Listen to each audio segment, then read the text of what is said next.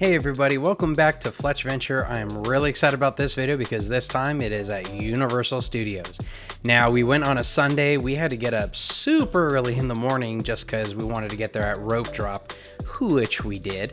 So got up early, got ready, took an Uber. Now, Universal Studios was something that actually took some convincing to get Chris to want to go. She's definitely more of a Disney girl, and I'm a big Universal Studios fan. I hadn't been to Florida in years though, so I knew this was going to be a mission to get her on some pretty intense rides out of her comfort wheel. First one was The Mummy.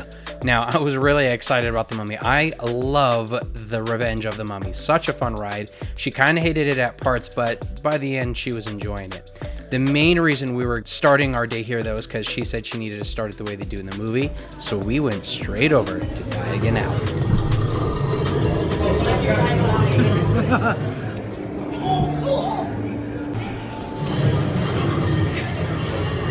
Oh, that's pretty amazing. I don't know where to go. I got it.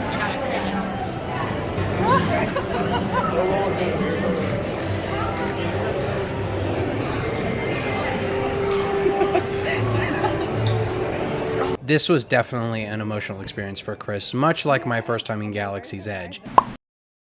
We were super excited. Our first ride in the area was Escape from Gringotts. So there's a little moment there where we had to put our stuff in a locker. But now, one thing we were really sad about is we knew we had 2 parks to do in a day, so we had to get to work to make sure we got everything done, at least everything that we wanted to do, the big list rides in both parks. So we counted it on being very busy, and we were trying to hurry through these rides. Now, what ended up happening was most of the rides were around posted time, 45 to 60 minutes, but really we were waiting about 20 minutes a ride almost at first anyways. The Mummy was about 15-20 minutes, and then when we got to Escape from Gringotts, we kind of blew through that line really quick, and I was a little sad because there was so much to look at as far as sets. Now, this is something that I think Universal does very well, and Chris just had never heard about how well the theming is in these parks. So when we're going through these very immersive queues, we were just nerding out at all the small details, not just in story-wise for the ride, but just how it actually tied into the lore of the property as well. Needless to say, the Wizarding World of Harry Potter was a wonderful success for my little Chris Mouse. She loved walking around Diagon Alley, and we had a wand that we had brought that my brother picked up for us from the California park, and it worked in Florida, so that was a little win there. there you go. Favorite part of Diagon Alley was definitely Nocturne Alley, just because of all the AC, and it was pretty hot. Later in the day, we had a lunch reservation. Now, we ended up waiting 2.5 hours for our food, and that kind of sucked. Everything else about the experience was great, but honestly, if you're going to eat, just go outside to the Universal regular portion and eat there, because it was way too long, in my opinion, to get themed food. So we knew we had to get over to the other side of the park, and in order to do that, we wanted to take the train. We had to ride the train both ways. That was something we had already decided on.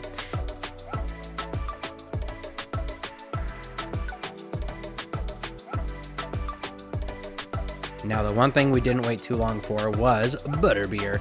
I was in line to get butterbeer. Chris was in line for Hagrid's Magical Creatures motorbike adventure, and she almost got on without me, so I had to run to catch up with her in line, because that was another one that we thought was going to take a really long time, and in fact, it took almost no time at all. It was kind of great, but scary. Okay, so we're in line for Hagrid's Magical Creature motorbike roller coaster thing. And I noticed in line here, there's a reference to the old Dueling Dragons roller coaster that this one actually replaced. So kind of a neat thing to check out, that they kept it part of the theme for Hagrid's Magical Creatures, because 2 dueling roller coasters is absolutely magical, and it will be missed. But probably not so much once we go on this ride.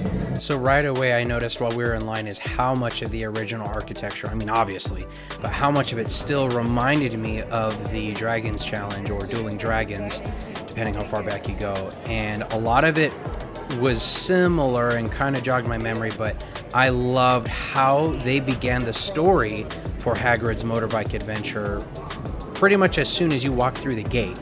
So as far as immersion and a roller coaster goes, hands down, this is the most immersive roller coaster I've ever been on. We actually got to go on Hagrid's twice this day just because, one, we were huge fans of it. So the first time we got on, Chris said that I had to be the driver. So I was looking forward to that. I felt like I was cheating her out of an experience though. So we went again and she got to sit in the driver's seat. She was also very nervous because she's not a big roller coaster person. And even this ride was a bit much for her. She was, at first anyway, she was very intimidated by it. The concept of it, the harnesses. So she was very nervous getting on, but after we went once, we knew we had to go again, and I knew she had to sit in the driver's seat. I actually requested the second time we went on to be in the front so she could get a full-on experience, and it was quite incredible. So next we hit Forbidden Journey. Now, Harry Potter and the Forbidden Journey is one of the older Harry Potter rides, and real talk, it kind of felt like it. I thought it was a little dated, so did Chris. Our favorite was still Escape from Gringotts, but the top ride in the Harry Potter world, hands down, goes to Hagrid's motorcycle thing. It was great.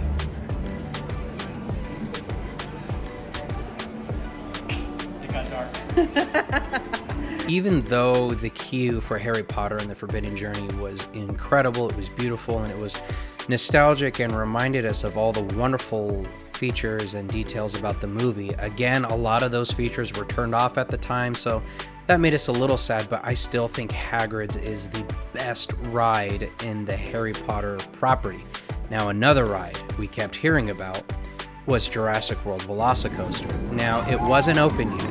However, they did have little A-frame signs out that said they are doing a rehearsal open. Now, I have been hearing and following videos on YouTube for this roller coaster for weeks, months, years maybe, and I was so excited to finally get up close and personal with this.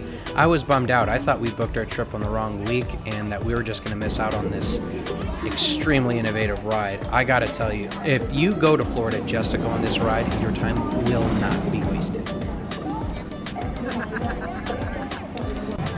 Alright, I'm terrified of roller coasters, but the Velasa roller coaster is having a soft open, and I'm not gonna look, but I'm just gonna show you. So I'm looking down, I'm not looking at it, because if I do, I won't go on it, but I really want to go on it because it's Jurassic Park, and oh my gosh, I'm so scared. Let's do it. Let's go. Oh yeah, ooh, that's how it always starts. And later there's running and screaming. How you doing? Ladies and gentlemen, welcome to Jurassic World Velocicoaster.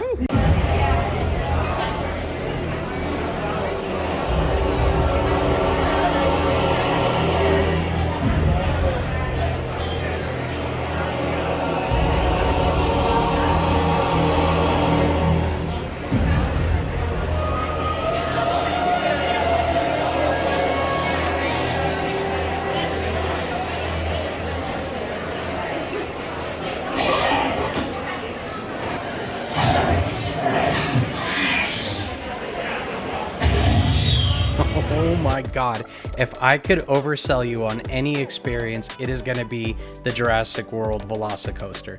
Now, my wife's favorite part about it was simply the fact that there is a book with Jeff Goldblum's face on it, but you can put his face on anything and it'll become her favorite. So they also have a book from Dr. Ellie Settler as well on that shelf that I was kind of sad she didn't notice, but Ellie Settler's my personal hero. So anyway, moving on. This, though, if I could say one negative thing about the Velocicoaster, it's that it kind of messed up my experience for the rest of the week because I kept comparing other rides to Velocicoaster.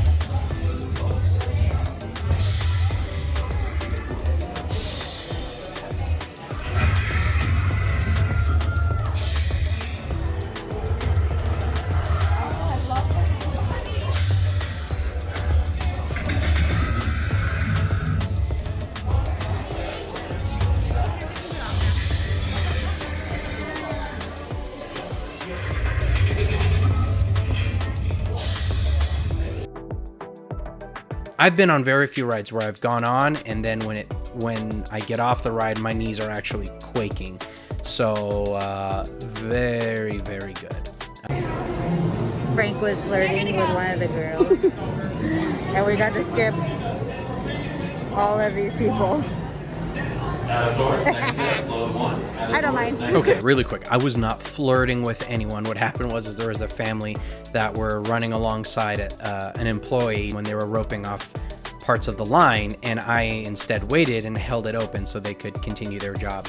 She said, "Hey, thanks for doing that. How many in your party?" I said, "2." She said, "Come with me," and she moved us to the front. So let that be a little lesson, I guess. I didn't know you have to, I mean, hopefully you don't have to tell people to be decent, but you know, if you're at a park, just be a good person, especially to the ones working.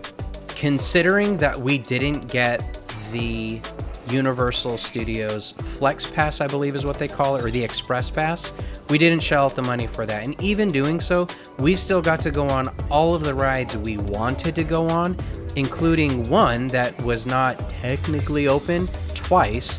And then we got to go on one of the busiest roller coasters, Hagrid's, twice. Because normally there's a digital queue or a virtual queue, but the way Universal has been doing the virtual queue is that it rotates which rides are requiring it. I cannot get enough of Velocicoaster. We got to go on Velocicoaster twice. We got to go on Hagrid's twice. We did get to go on the Incredible Hulk coaster. We didn't do much else beyond that other than the classic Jurassic Park ride, which I'm a fan of. I remember that when I was a kid. I'm excited to go to California and take Chris on the updated Jurassic World River Adventure. So join us next week. I'll be posting another video. Next is Monday, and that's where we went to Disney's Hollywood Studios. So much more to come, you guys. Please stay tuned. Again, thanks for joining us. And we even got more trips coming up. So I'm going to be putting together some more information about our channel. Let's go do stuff.